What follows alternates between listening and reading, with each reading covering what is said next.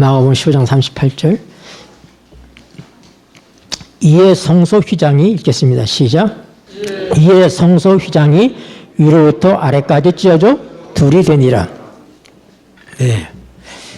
우리는 지난 시간에 우리 주님께서 휘장 가운데로 열어놓으신 새롭고 귀한 길에 대해서 우리가 같이 공부를 계속하고 있습니다.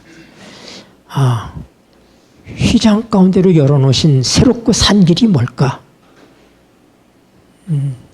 그냥 우리가 휘장이 찢어졌다 그러면 일반적으로 뭐냐면 제사제도가 끝났다 이제. 그렇게 우리가 그런 말씀으로서 이제 그렇게 늘 일반적으로 생각을 합니다. 휘장이 왜 찢어졌느냐?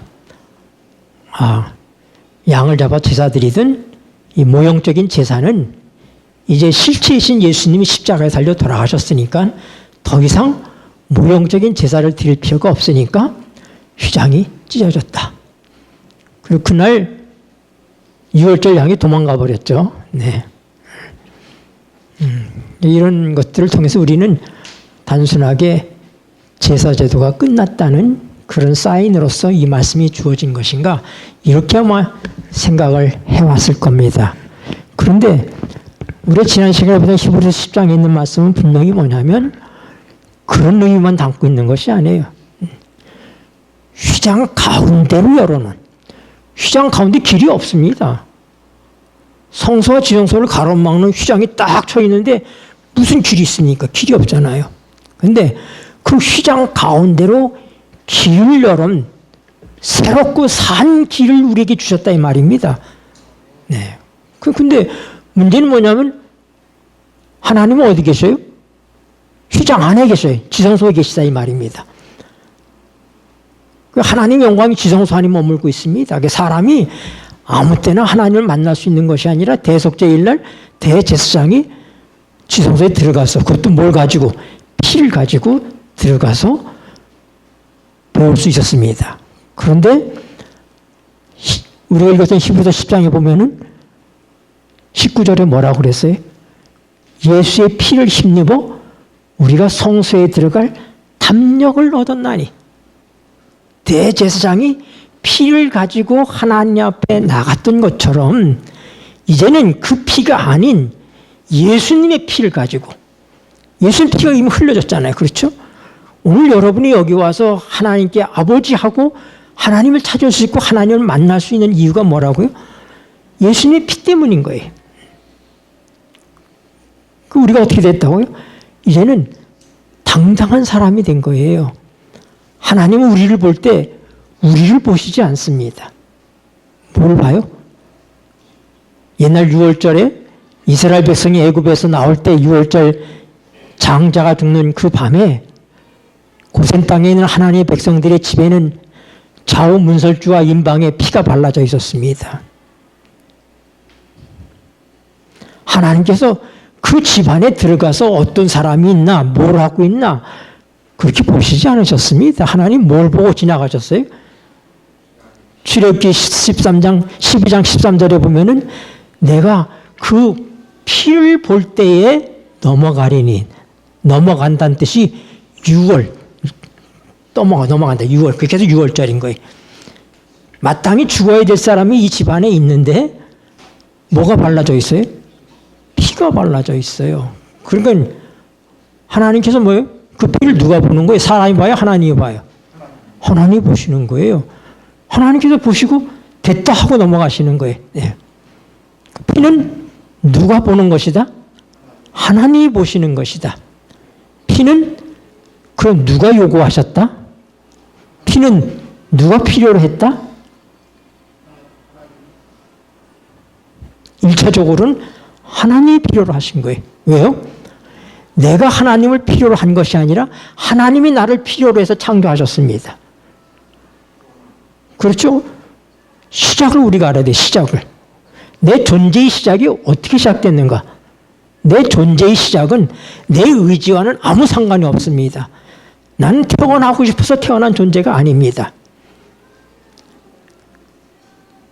나는 하나님이 필요한지조차도 모르는 존재입니다. 나는 무예요. 아무것도 없는 존재예요. 그런데 하나님이라고 하는 분이 계신 것입니다. 근데 그 하나님은 어떤 분이냐? 사랑이시라는 말이에요. 사랑. 하나님을 한마디로 얘기하면 사랑이신 거예요. 그분의 인격과 존재와 그분 모든 것이 한마디로 사랑입니다. 사랑은 사랑으로서의 행동을 하고 사랑으로서의 의미를 갖고 사랑으로서의 특성이 있습니다. 근데 사랑이라는 것은 가장 중요한 것이 뭐냐면 사랑은 절대로 혼자 할 수 없다. 혼자 하는 사랑을 자기 사랑이라고 그러는 거예요. 자기 사랑하는 사람도 있죠. 네. 하나님은 사랑이시기 때문에 우주 만물을 창조하시고 미말의 맨 마지막에 이 지구를 창조하셨어요. 그러니까 우리가 이 땅에 존재한다고 하는 이유는 그 가장 기본적인 첫 번째 이유가 뭐예요? 하나님이 사랑이시기 때문에. 이걸 잊지 말아야지 돼. 내가 있는 이 존재 자체가 뭐 때문이다? 하나님의 사랑 때문이다. 여기서 흔들리면 다 흔들리는 거예요, 여러분. 이거를 밑바탕부터 흔든 게 사단인 거예요, 그러니까. 하나님의 사랑에 대해서 도전한 거예요, 사단이. 예. 그러므로 하나님께서는 배반하고 반역을 일으킨 사단을 하나님은 말씀으로 창조하신 분이시잖아요. 사단도 하나님이 창조하시지 않았습니까? 그래서 사단으로 창조한 것이 아니라 새벽별, 루스벨 천사로, 천사장으로, 하나님의 인으로 가장 완전한 그런 피조물을 창조하셨는데 죄가 왜 생겼는지는 오명입니다. 우리 이해할 수 없어요. 하늘에 가면 공부하게 될 것입니다. 하나님 알고 계시죠? 사단의 마음이 왜 교만해졌고 왜 그렇게 되었는지를 하나님 모르시는 게 없으시잖아요. 전지전능하시니까. 그러나 우리 작은 머리로는 마치 작은 물동이에다가 태평양 물을 다 담으려고 하는 것과 똑같아요. 하나님의 지혜가 태평양 바다의 물이라면 우리는 그저 자그마한 바가지에 불과해요. 그리고 우리가 하나님에 대해서 다 이해할 수 있다? 천만의 말씀이 있는 거예요. 그래서 하나님은 스스로 숨어 계신 하나님이다. 그렇게 말씀하고 있어요. 그리고 하나님의 이 복음은 비밀입니다. 비밀. 비밀은 지켜져야 되지만 모두에게 비밀은 아닙니다. 우리 친한 친구들에게 그러잖아요. 야, 내가 너한테만 얘기하는데 이건 비밀이야. 여러분, 비밀은 밝혀져야 되는 거예요. 근데 우리 스스로 그 비밀을 알 길이 없죠. 하나님의 비밀을 우리가 어떻게 알아요? 그래서 하나님께서 비밀을 우리에게 나타내 보여주셨는데 그걸 말하면 계시라고 얘기하는 거예요. 계시. 하나님의 비밀을 가장 확실하게 알려주고 있는 것들이 몇 가지가 있는데 그 첫 번째가 자연계시라고 해서 그건 뭐냐면 하나님이 창조한 이 천연계들이에요. 이 천연계들을 보면서 어떻게 이것이 저절로 이렇게 있을 수가 있는가? 응? 여러분, 아주 소소한 것들 하나, 바람이 불면 민들레꽃이 펴서 민들레가 어떻게 해요? 바람에 씨를 가지고 날아다니다가 그 작은 씨가 어디에 떨어져서 또 싹이 나서 민들레가 겨울에는 없는 것 같은데 그 다음 봄에 되면 여기도 민들레가 또 다시 꽃을 피우는 그 일이, 그런 지각과 그런 모든 것들을 민들레가 알아서 하겠느냐 이 말입니다. 생각해 봐봐요. 네? 아주 작은 것 하나만 우리가 봐도 하나님이 안 계시면 어떻게 이 모든 일이 가능하겠는가. 그래서 하나님께서 로마서 1장에 하나님을 알만한 것들을 우리에게 보여주셨다고 그랬습니다. 그래서 과거에 우리 조상들이 하나님 몰랐지만 하늘을 두려워하고 살았습니다. 왜요? 인간이 나약함을 하기 때문에 그런 거예요. 자연 앞에서 우리가 얼마나 나약한지. 그리고 모르시면 어떤 절대자가 계시지 않겠는가? 이 모든 것을 주관하시는 분이 계시지 않겠는가? 그래서 우리나라 애국가에도 동해물과 백두산이 마르고 닳도록 누가요? 하느님이 보호하사. 네. 우리 기독교가 들어오기 전에 대한민국에 하느님이 있었습니다. 그건 하늘에 계신 신 하느님. 하나뿐이신 신 하나님. 보통 사람들 하느님 그러죠. 하늘에 계신 하늘에 계신 신이라고. 우리 기독교는 그걸 하나님, 예, 한 분이신 하나님, 하나님이라고. 그러니까 우리 이 선교사들이 성경을 번역할 때 아주 잘 번역한 것 가운데 하나가 하나님의 칭호입니다. 헬라어로 하나님이 데오스예요. 데오스. 영어로 God. 근데 이거를 우리나라 말로 뭐라고 번역을 해야 될까? 이거 중국처럼 쌍띠라고 그래야지 될까? 근데 우리는 일반적으로 모든 사람이 하나님을 아는 거예요. 하나님은 하늘에 계신 신이시다. 그래서 기독교의 엘로힘 그 하나님을, 데오스 하나님을 하나님이라고 번역을 했어요. 그랬더니 어떤 결과가 있느냐면은 한국 사람들이 하나님을 잘 받아들이더라 이 말입니다. 왜요? 생소한 신이 아니잖아요. 네. 늘 마음 가운데 있는 신, 절대적인 어떤 신, 우리의 관념 속에 있는 신이신데 그분이 기독교의 하나님이다. 그러니까 그분이시냐고 해서 기독교를 쉽게 받아들일 수 있었던 거예요. 그러나 여기에 문제가 하나 있습니다. 그 문제가 뭐냐면 우리가 일반적으로 관념적으로 이해하던 그 하느님과 성경의 하나님은 다른 분입니다. 일반적인 하나님은 그냥 지켜보시는 분이셔요. 지켜보시는 분이. 우리 삶 속에 직접 개입하시고 활동하시고 역사하시는 그것이 없어요. 그러나 성경의 하나님은 역동적인 하나님이십니다. 에레미야 33장 2절에 보면은 이를 이루시는 여호와, 이를 성취하시는 여호와. 우리 하나님은 이를 이루시고 성취하시는 여호와 하나님이십니다. 네. 지켜보시는 분이 아니라 우리와 함께 역사하시는 그런 분이십니다. 근데 그 하나님은 두 가지 면이 있습니다. 두 가지 면이 뭐냐면 하나님의 초월성입니다. 하나님 우리가 상상할 수 없어요. 우주를 창조하신 그 하나님. 그 솔로몬이 성전을 진 다음에 뭐라고 그랬어요? 하늘의 하나님이라도 하나님을 감당할 수 없는데 내가 지은 이 전에 주님이 계시겠습니까? 그렇게 훌륭하게 성전을 지어놓고 하는 얘기가 하늘의 하늘이라도 하나님을 담을 수가 없다 이 말이에요. 모실 수가 없는데 내가 지은 이 작은 성전에 주님께서 계시겠습니까? 하나님의 초월성이. 우린 그걸 상상할 수 없어요.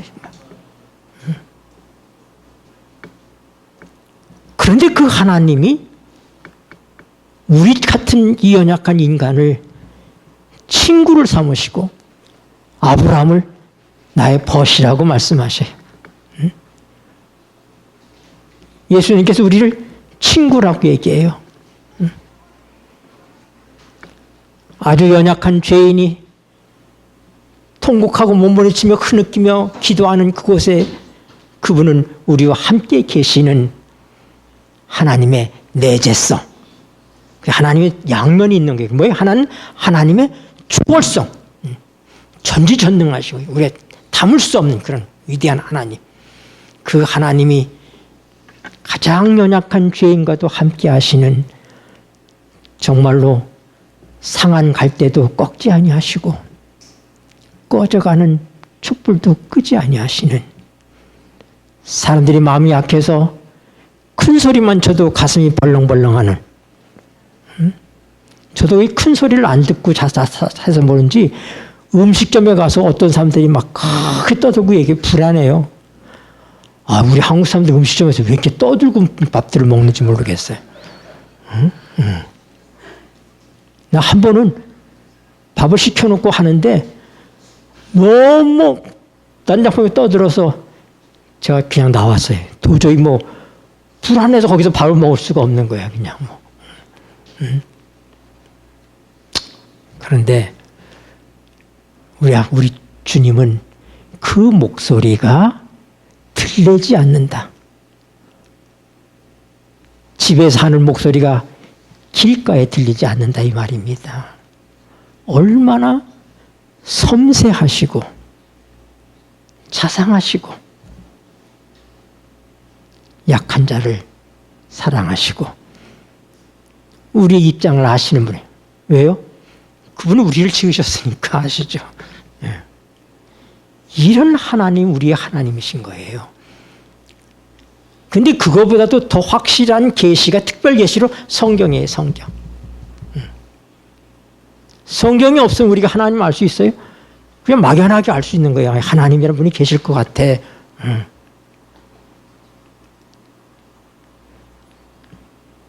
여기 지금 화분이 이렇게 와 있는데, 이거 지난주에 여러분 봤던 화분일까요? 아닐까요? 꽃일까요?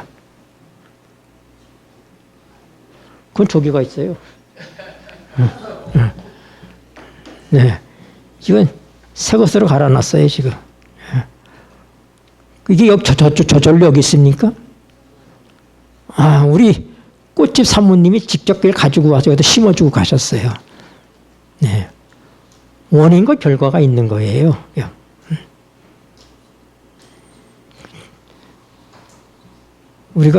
제가 한 달 전에 우리 한국의 유명한 정무라 화가이신 임찬용 화백이 하는 그 미술 전시회에 제가 갔다 왔는데 참 잘 그리셨더라고요, 보니까.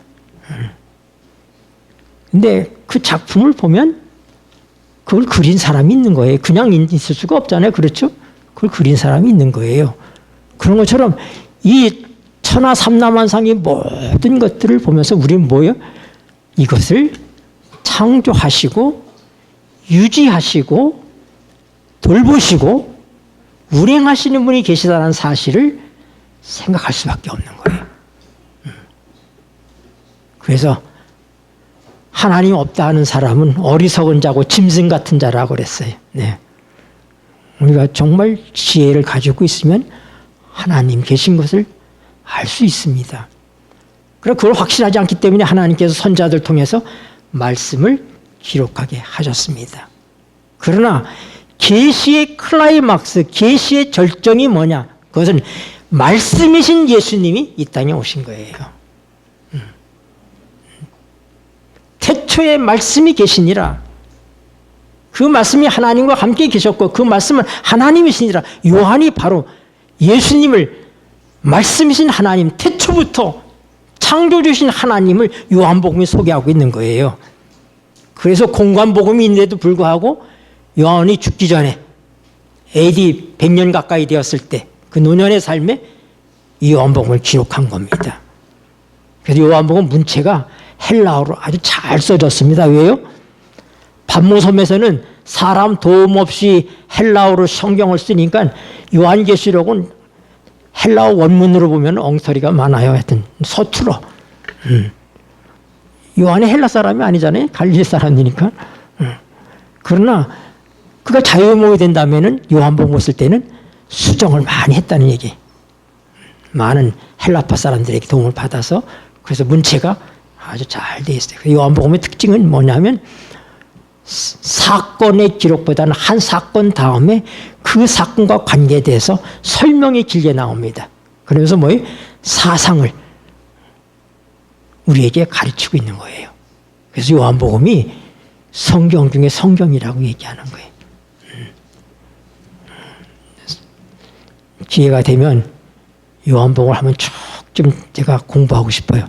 제가 교회에 있을 때, 일선에 있을 때는 그렇게 했었습니다. 요한복음 한 장 한 장 너무 귀한 말씀들로 이루어졌기 때문에 우리가 그렇게 한번 쭉 보면 좋을 것 같은데, 하나님께서 저에게 얼마만큼의 시간을 더 설교할 수 있도록 기회를 주실지, 제가 이제 건강을 주시는 것만큼 충성을 하다가 하나님 데려가시면은 그냥 가겠다 이렇게 생각하고 삽니다. 그래서 말씀이 사람이 돼 육신이 되어 우리 가운데 거하심에 우리가 그 영광을 보니 하나님의 독생자의 영광이요 은혜와 진리가 충만하더라. 그러니까 일반 계시는 천연계예요. 하나님 창조. 특별 계시는 성경이에요. 그 다음에 계시의 절정이 뭐다? 클라이막스가 뭐다? 예수 그리스도의 인카네이션, 성육신 하신 것. 주님이 직접 우리에게 오셔서 하나님을 보여주신 거예요. 예수님 이 땅에 왜 오셨어요? 아버지를 보여주러 오신 거예요. 하나님을 보여주러 오신 거예요. 말씀으로 설명되었던 그 하나님이 직접 오셨다 이 말이에요. 그러니까 뭐예요? 이게 진짜지. 그래서 이게 하나님의 계시의 뭐예요? 꼭대기, 절정이다 이 말입니다. 최고봉이다 이 말입니다. 그게 뭐라고요? 인카네이션, 성육신하신 우리 예수님. 그래서 이 기독교의 특징이 뭐예요? 계시 종교예요. 석가모니가 생로병사를 아무리 연구해도 답이 안 나와요. 그래서 불교는 지금까지도 답이 없어요. 여기는. 왜요? 계시가 없으니까. 우리는 하나님께서 직접 우리에게 가르쳐 주시고 설명하시고 보여주셨어요. 그래서 요한은 요한일서에서 시작하면서 뭐라고 그래요? 우리가 태초에 있는 그 말씀에 대해서는 우리가 눈으로 보았고 귀로 들었고 손으로 만진받았다. 얼마나 더 확실해. 얼마나 더 확실해. 네? 근데 이제 하나님께서 우리를 창조하시고 인간이 타락의 길을 가니까 하나님께 다시 우리를 재창조하시는 것입니다. 새롭게 하시는 거예요. 버리지 아니하시고. 그 모든 역사가 성경의 역사예요. 그 결국은 싸움입니다. 전쟁입니다. 무슨 전쟁이요? 삶과 죽음의 전쟁이에요. 사느냐 죽느냐. 여러분 지금 여기 교양 강좌에 와 있는 거 아닙니다. 우리가 어떻게 행복하게 좀 더 어떻게 오래 잘 살 수 있을까? 우리가 어떻게 병들지 않고 잘 살 수 있을까? 우리가 노후 대책을 어떻게 하면 잘 할 수 있을까? 이런 강좌 자리가 아닙니다. 여러분이 사느냐 죽느냐 하는 문제를 다루고 있는 그런 엄중한 자리에 와 계신 거예요.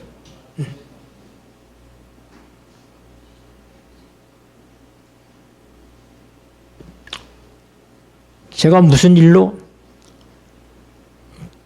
그 검찰 전 지청장을 했던 분이 변호사 하시는 분하고 얘기를 좀 했는데 그분이 사람들이 어떠냐면 이렇게 이 담장 위에를 걷는데 담장 위에 걷는 게 위험하잖아요. 담장 위에 걷는데 한 발을 디디면 감옥 밖으로 떨어지고 한 발을 다 디디면은 감옥 안으로 떨어지는 것처럼 그런 인생을 살고 있다. 이게 사람들이 다 삐딱하면 뭐 감옥에 들어간 사람은 본래부터 뭐 악한 사람이고 이런 사람이고 감옥 밖에 있는 사람들은 본래부터 선하고 착한 사람이 아니라 그저 담장 위를 걷다가 한 발 삐뚤게해서 이쪽으로 떨어진 사람, 이쪽으로 떨어진 사람 그런 식으로 설명을 하더라고요. 그러니까 상당히 내가 공감을 했어요. 사실은. 네. 여러분 그러나 우리 길은 그렇지 않습니다. 우리 길은 확실합니다. 하나님께서는 처음부터 알곡과 가라지를 구분하십니다. 다시 얘기해서 여러분 우리가 씨 뿌리는 비에서 보는 것처럼 우리 엘렌 화이트 여사가 그 글을 썼어요. 가라지를 아무리 잘 가꾼다고 알곡이 된다 안 된다? 안 된다. 그러니까 알곡과 가라지는 이미 결정되어 있는 거예요. 여러분이 하나님께서 알곡으로 보셨기 때문에 여기 앉혀놓으신 거예요.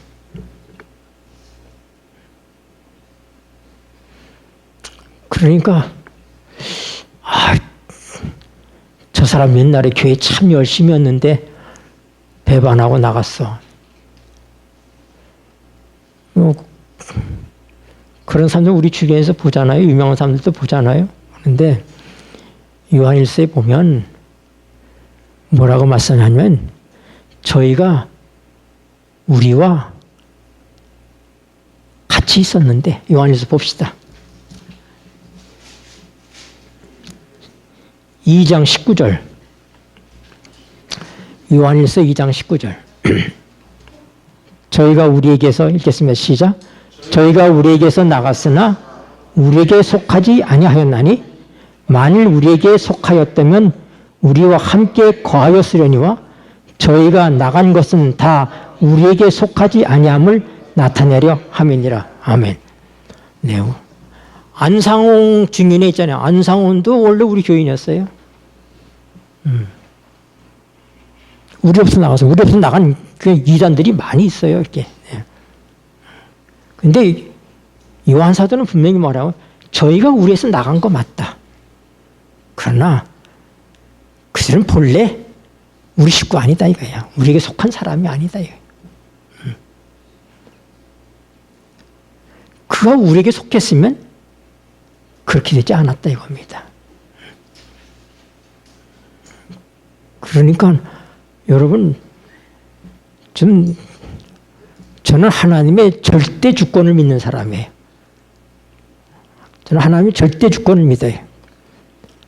제가 어느 시간인가 설교하면서 그 얘기도 했죠. 하나님께서 이 구속의 역사를 이루시면서 창조의 역사를 예수님을 통해서 이루신 것처럼 하나님께서 모든 창조의 권한을 누구에게 주셨어요? 예수님에게 주셨어요. 하나님이 하시지만 그러나 구속의 역사도 하나님께서 주도적으로 하시면서 그걸 누구에게? 아들에게 위임하신 거예요. 그래서 이 모든 구속계에 진행되는 이 모든 일을 최종적으로 주관하시는 분이 누구시다? 아버지 하나님이시다. 그래서 아버지와 아들, 하나님과 예수님은 동등한 생명을, 영원한 생명을 갖고 계시는 그런 분이지만은 요한복음 5장에 보면은 아버지에게 생명인 같이 아들에게 생명을 주었다고 얘기해요. 이것이 하나님의 주권적 역사가 어떻게 나타나는지 우리에게 보여주는 거예요. 그래서 하나님의 생명이 예수님 동등한 생명이 영원한 생명이 그분 하나님으로 존재하는데 구속사에 있어서는 어떻게 하나님의 아버지의 생명을 누구에게 줬다? 아들에게 줬다. 필요 없어요, 예수님에게는. 근데 뭐예요? 그가 사람이 되었기 때문에, 아들이 되었기 때문에 주신 거예요. 그리고 그 아들께서 십자가의 사역을 이루시고 대관식을 겪은 다음에 여러분 얘기인데 천국이 가까웠다. 제가 한번 설교했잖아요. 분명히 이제 아셔야 돼. 천국이 가까웠다. 십자가의 사건이 아니라 대관식의 사건인 거예요. 십자가로 완성하시고 우리 주님께서 하늘로 올라가셔서 만왕의 왕이요 만주의 주로서 등극하시네. 원래도 만왕의 왕이요 만주의 주였지만 사단의 반역 때문에 그들이 사단에게 넘어가지는 않았지만 사단이 얘기했던 것들이 찌꺼기 같은 것들이 머리에 남아있을 수 있는 겁니다. 넘어가지는 않았지만. 그러나 하나님께서 사단을 없애버렸으면 그들의 속에 사단의 말이 남았을 거예요. 영원히 남게 되었을 거예요. 그래서 하나님께서 그걸 하시지 아니하시고 어떻게 하나님의 방법으로 자기 희생을 통해서 하나님은 정말 자기를 희생하시고 사랑하시는 분이시다. 그리고 정말로 공의로운 분이시다 하는 사실을 온 우주 거민들에게 십자가 사건을 통해서 결정적으로 보여주시게 된 거예요. 그러니까 이제 자발적으로 타락하지 않은 세계의 모든 사람들이 역시 그들의 뇌리 속에서부터 사단에 대한 이 모든 꼬드김이 완전히 사라져버린 거예요. 그래서 다시 한번 어떻게 대관식을 한 거예요. 재차. 그 결과로 누가 오셨다? 성령이 오셨다 이 말입니다. 이제 그래서 어떻게 이 지구를 접수하시기 위해서 하나님 왕국으로. 그래서 천국이 가까웠다 하는 얘기가 뭐예요? 일과 관련이 있다고 하는 사실. 제가 한 시간, 2시간 설교했을 거예요, 여러분들 아마. 근데도 이해를 못 하신 것 같아요. 내가 아까 얘기 가만히 들어보니까. 네. 그러니까 십자가 사건과 관련이 있지만 십자가로 완성하시고 그 다음에 천국은 누가 와서 연다? 성령께서 오신다. 성령이 와야 천국은 뭐라고요? 사단이 없는 곳이 천국이에요. 사단을 쫓아내면 예수님이 눈 멀고 귀 먹고 송어리 돼서 저 벙어리 된 사람 고쳐주니까 바알세불의 왕 귀신의 왕 바알세불을 힘입어서 쫓아낸다고 비난거렸잖아요. 바리새인들이.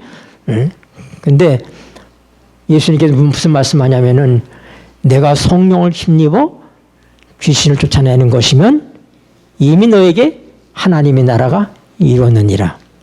성령이 계신 곳에 하나님 나라가 쓰는 거예요. 그래서 오순절 사건이 그렇게 중요한 거예요. 오순절 사건이. 예수님은 어떤 의미에 있어서 오순절 사건에 모든 걸 걸고 지상사업을 하셨다고 볼 수 있어요. 지상사업, 십자가가 성공하느냐 여부에 따라서 어떻게 해요? 아버지의 약속이 있단 말입니다. 성령을 보내주시기로.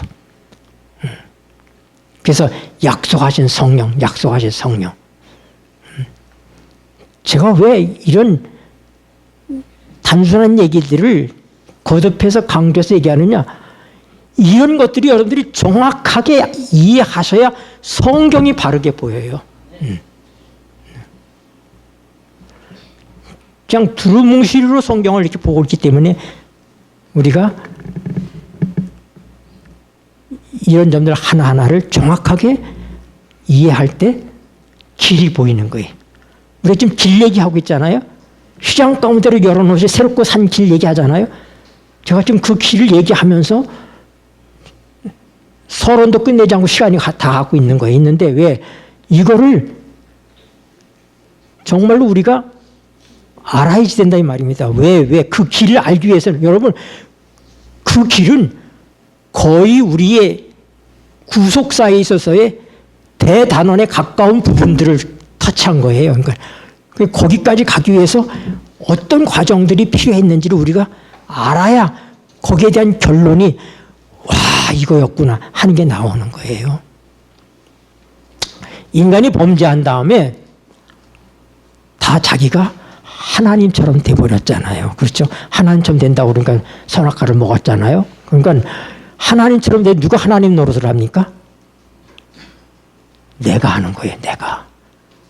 내가 하나님이 된 거예요. 범죄하기 전에는 하나님 우리 하나님이시죠. 우리는 하나님에게 속한 자이고 그런데 하나님과 분리되고 범죄한 다음에는 하나님 없는 나는 뭐예요? 내가 하나님 된 거예요. 그리고 나를 누가 컨트롤하기 시작해요? 거짓사람인 사단이 나를 장악하기 시작하는 거예요. 그래서 하나님과의 관계가 깨어진다고 하는 얘기는 뭐냐면은 하나님으로부터 오는 교통수단이 끊어졌다고 하는 얘기예요. 하나님과 교신이 안 된다. 하나님과 통화가 안 된다. 하나님이 통하지 않는다. 그래서 하나님과 통하지 않는 상태로 인간이 전락해버렸어요. 여러분 옛날에 종들끼리 만나 결혼하잖아요. 그렇죠? 결혼하면 자녀가 태어납니다. 그럼 그 자녀는 누구 자녀입니까? 종의 자녀입니까? 주인의 자녀입니까? 아니, 여러분 집에 송아지를 길러요. 암소를 길렀는데 새끼를 2마리 낳았어. 그럼 하나는 송아지 거, 하나는 주인 겁니까? 다 주인 거요. 종도 마찬가지예요. 종의 자식을 낳으면 그것도 주인의 종이 되는 거예요. 네. 그러니까 하나님과 관계가 끊어진 육체가 되어버린 인간이 자식을 낳으면 그도 역시 육인 거예요. 그래서 육으로 난 것은 육이다 이 말입니다. 이 단순한 얘기들을 왜 거듭하는지를 여러분들의 사고가 좀 정리되길 내가 바라는 거예요. 그래서 인간은 본래 하나님과 하나인 존재다 이거야. 하나님과 막힘없는 관계를 갖고 있었다 이 말입니다. 요즘도 우리가 말 잘 듣고 정말 눈썹이 있고 하는 그런 아이들을 보면은 그놈 참 신통방통하다 그러잖아. 그렇죠? 신통방통하다 그러잖아요. 응? 여러분, 우리는 본래 신통방통한 사람들이다 이 말입니다. 하나님과 그냥 통하는 존재예요. 그러니까 아담이 자고 일어났더니 하나님께서 그 갈비뼈 하나를 취해가지고 여자를 만들어 놨어요. 그 아내를. 근데 하나님, 얘가 누구예요? 어디서 생겼어요? 물어봅니까? 안 물어보잖아요. 그럼 뭐라고 이게? 이가 남자로부터 나와서 네가 여자다. 다 알아요. 그렇게 막힘없는 관계였다 이 말입니다. 그것이 영적인 세계에 하나님과의 영으로 이렇게 교통할 수 있었던 거예요. 이렇게 막힘없는 영으로. 그런데 범죄하면서 어떻게 했어요? 하나님의 영과의 교신할 수 있는 우리의 영이 마비되었습니다. 마비되었어요. 죽었다고도 얘기하고 마비되었다고. 베드로서에는 옥에 갇혔다고 얘기해요. 활동을 하지 않는 거예요. 그래서 우리 하나님으로부터의 모든 것들이 컨트롤한 하나님께서 가르쳐 주시던 모든 것이 끝나고 나니까 이제 누가 해야지 돼? 에? 내가 해야 되잖아요. 내가 해야 되는데 불안하잖아. 내가 하니까 불안하잖아. 그러니까 어떻게 해야 돼? 장 속에다 물 떠놓고 비는 거야. 부처님한테 가든지 신들리 무당을 찾아가든지 사람들이 다 자기 스스로를 결정해야 되는데 불안하니까 하나님이 없으니까. 성경에서도 보면은 많은 타락한 왕들이 어려운 문제가 있을 때 선자를 찾아가는 게 아니라 무당을 찾아가고 있잖아요. 네? 왜 그래 인간이? 하나님과의 관계가 끊어지고 나면 어떻게? 자기 스스로 홀로 쓴다 이 말이에요. 내가 왕이 내가 하나님처럼 돼버렸다 이 말입니다. 이러니까 어떻게 돼? 하나님도 아닌 것이 하나님처럼 결정을 하니까 불안하니까 뭔가 도움을 받으려고 그러는 거예요.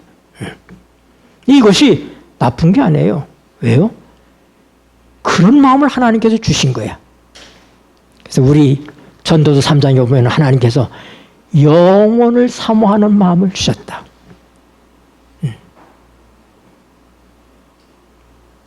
내가 완전하지 않다.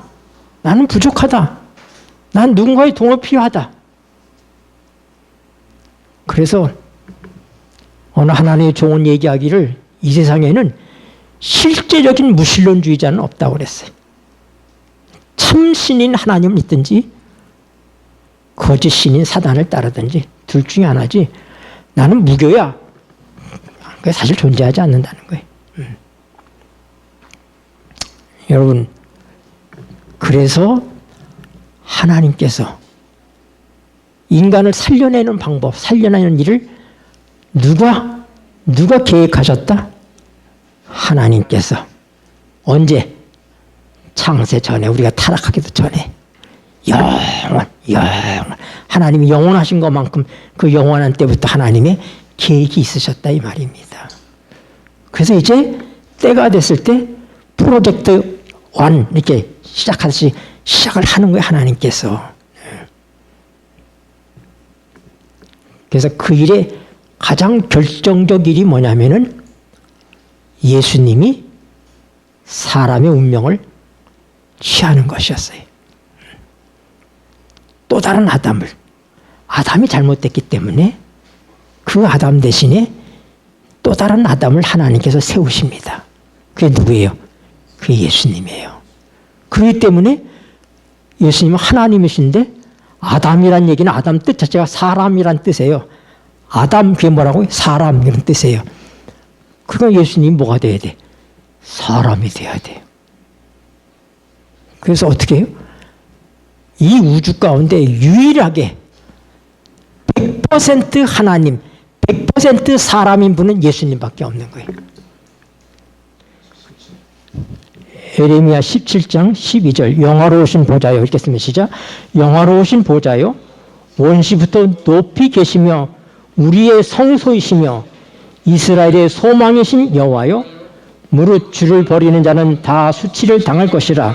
무릇 여호와를 떠나는 자는 흙의 기록이 되오리니 이는 생수의 근원이신 여호와를 버림이니이다. 여기 보니까 에레미야 선지자가 영화로우신 보좌요. 원시부터 높이 계시며 우리의 성소이시며 이스라엘 소망이신 여호와요.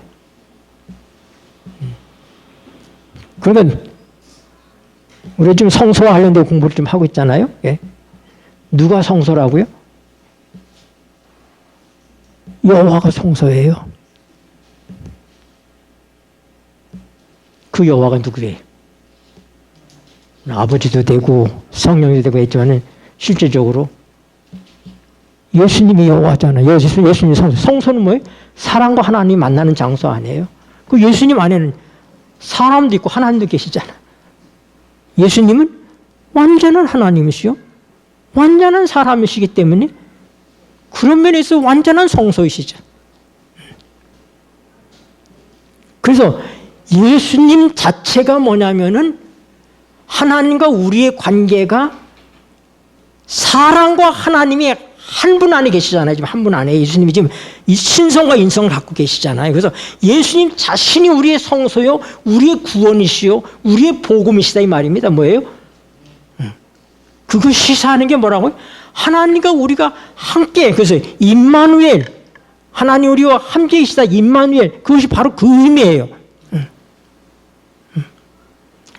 여러분은 앞으로 제가 여러 시간 동안 설교할 내용들을 아주 기초로 해서 그동안에 이렇게 방만하게 알고 있던 것들을 좀 하나하나 좀 정리해서 이해하시게 되기를 바랍니다.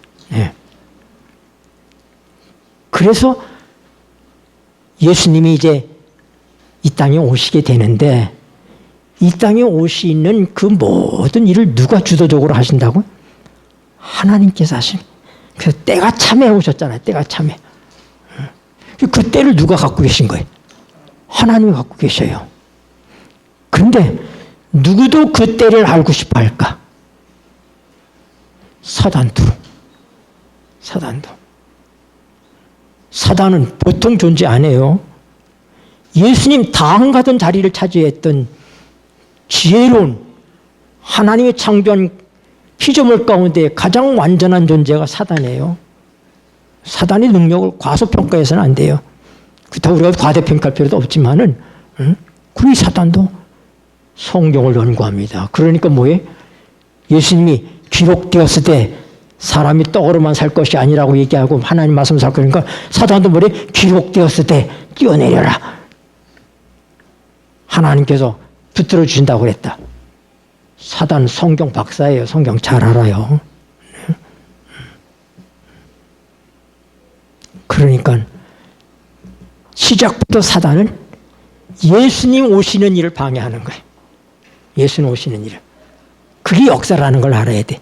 하나님은 때가 찼을 때 예수님을 이 땅에 내려보내서 이 놀라운 역사를, 재창조의 역사를, 인간을 다시 하나님의 자녀로 받아들이는 역사를 하나님께서 이루시는데 그 일을 반대하는 게 누구다? 사단이다. 사단이라는 뜻이 대적한다는 뜻이잖아요. 그래서 계속해서 사단은 하나님 아닌 숭배의 대상을 인간들에게 갖다 주는 거예요. 인간은 종교적인 그런 습성을 갖고 있다 이 말입니다. 우리는 원숭이의 뇌가 몇 g이라고 그래요? 원숭이 뇌가 450g.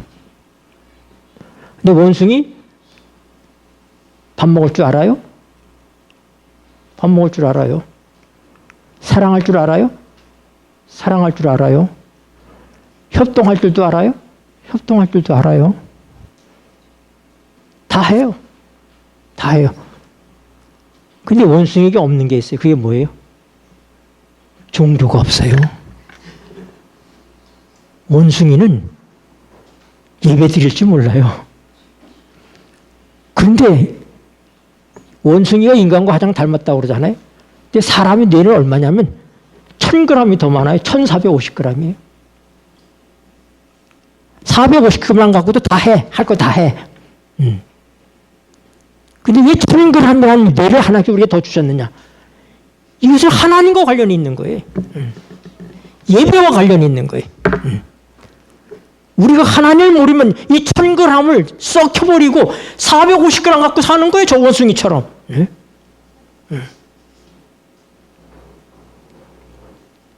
그러니까 하나님, 우리 인간은 특별한 존재예요. 우리 머리가 무거워요. 우리는 왜 1450g.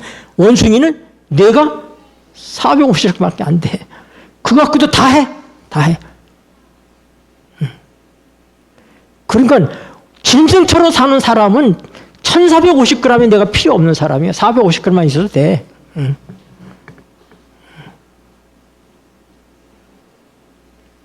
그러니 우리 하나님께서 1000g이나 더 주신 그 뇌를 통해서 하나님께서 우리에게 어떻게 하시는지. 근데 사단이 그 뇌를 이용하거든요. 그래서 이게 숨막히는 전쟁이 일어나는 거예요. 그래서 하나님 우리를 창조한 것은 이게 내 한 몸이지만 이게 한 몸이죠. 이게 단순하지 않아요. 진짜 신묘막측하게 창조하셨어요, 우리를. 내 머리카락 하나, 눈썹 하나, 손톱 하나, 심장, 이 모든 것들이 다 뭐예요? 흙의 원소예요. 흙으로 만들었어요. 하나님이 사람을 흙으로 창조하셨다 이 말입니다. 그냥 우리가 옛날에 찰흙 갖고 이렇게 코끼리도 만들어 이렇게 만들어 이런 게 아니라 하나님은 땅의 원소를 통해서 인간을 창조하셨다 이 말입니다. 그 인간의 몸에 몸 있잖아요. 우리 그렇죠? 몸 인정하죠? 그렇죠? 몸. 그런데 이 몸은 스스로 생각할 줄 몰라요. 그래서 이 심장도 뛰고 다 활동하지만은 의식이 없는 사람은 무슨 사람이라고 그래? 우리 뇌가 망가져서 뇌사한 사람은 식물인간이라 얘기하잖아요. 근데 이 멀쩡히 다 멀쩡해요. 멀쩡해요. 이 몸이요, 몸. 이 몸에다가 하나님께서 생명을 주신 거예요. 그게 푸석해요. 하나님이 주시는 생명. 하나님이 주시는 생명은 모든 생명. 이 나무, 이 꽃이나 이 나무나 이 모든 생명은 하나님이 주신 생명이에요. 생명은 하나님께만 있으니까 그게 다 푸석해요. 푸석해. 근데 우리 성경에서는 그 푸석해를 뭐라고 번역하냐면 영혼이라고 번역을 했어요. 우리의 목숨, 숨 그렇게 번역을 했어요. 그래서 흙으로 사람을 지으시고 하나님께서 자기 생명 푸석해를 넣어주시니까 뭐가 됐다? 영혼이 됐다. 영혼이. 사람이 됐다 얘기입니다. 사람. 휴먼 비잉. 살아있는 존재. 네. 그걸 뭐라고요? 혼이라고 얘기한다고. 혼이 뭔지를, 성경에게는 혼이 뭔지를 알아요. 제가 얘기했잖아요.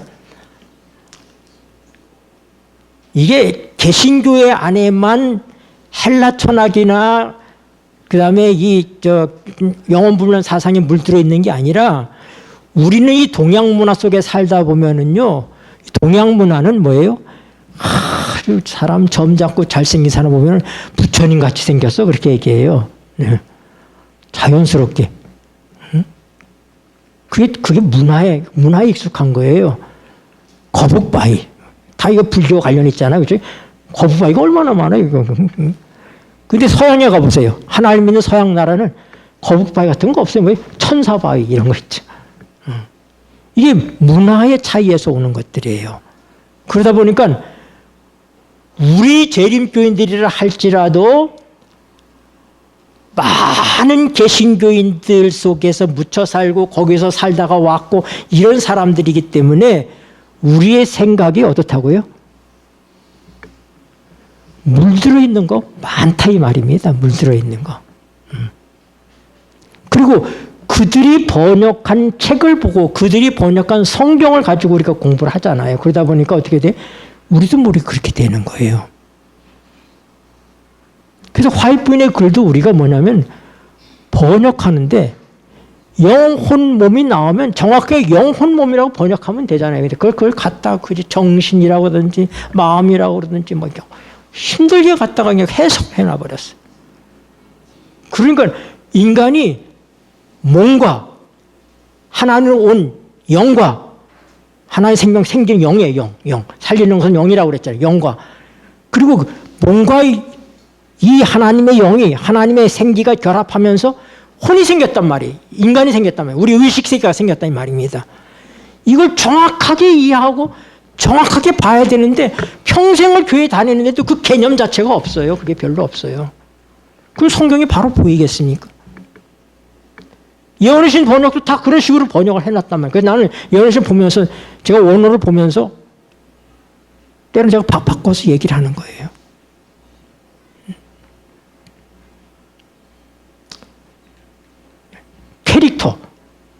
캐릭터는 품성이라고 번역할 수도 있어요.